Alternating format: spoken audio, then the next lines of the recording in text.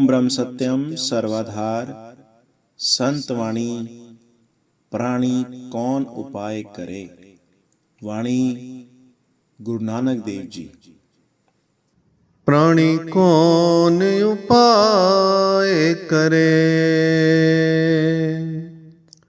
प्राणी कौन उपाय करे।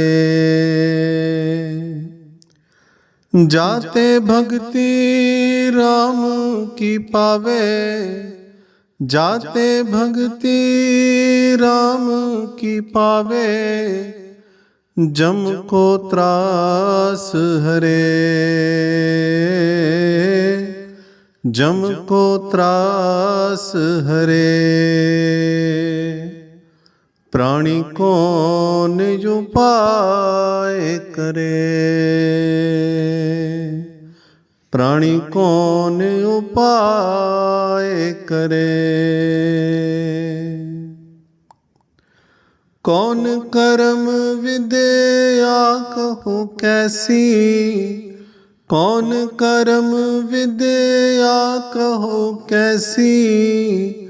धर्म कौन फुन करे, धर्म कौन फुन करे। कौन नाम गुरु जाके सिमरे, कौन नाम गुरु जाके सिमरे। भव सागर को तरे, भव सागर को तरे। प्राणी कौन उपाय करे, प्राणी कौन उपाय करे। कल में एक नाम कृपा निधि, कल में एक नाम कृपा निधि। जाहि जपे गत पावे, जाहि जपे गत पावे। और धर्मता के सम नाही, और धर्मता के सम नाही। एह विद वेद बतलावे, एह विद वेद बतलावे। प्राणी कौन उपाय करे, प्राणी कौन उपाय करे।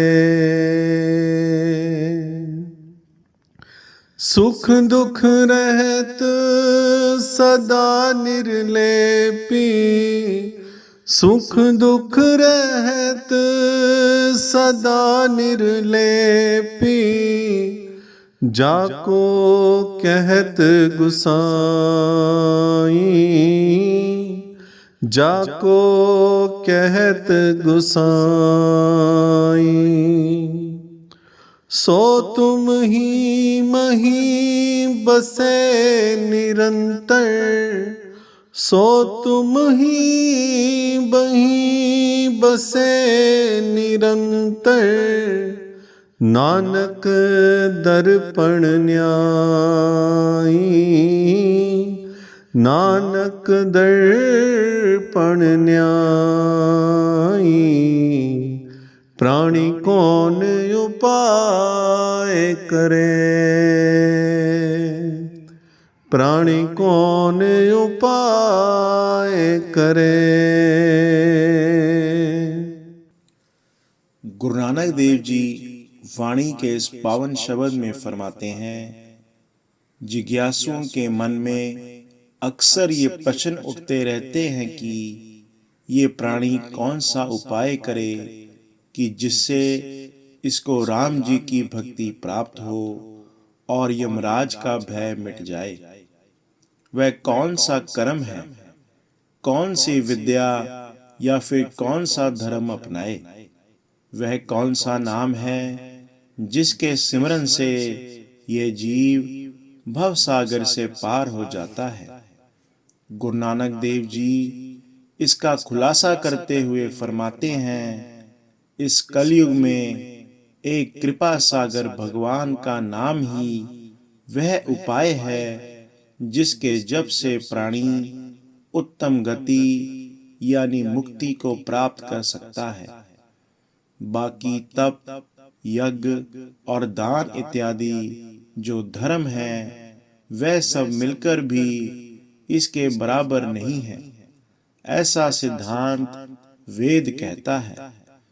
जिसको गोसाई अर्थात सारे जगत का स्वामी कहते हैं, जो सुख दुख इत्यादि द्वंद से परे है और सदा ही निर्लेप है, अर्थात माया के बंधन में नहीं फंसता, वह प्रभु तुम्हारे अंतर हृदय में ही सदा वास करता है।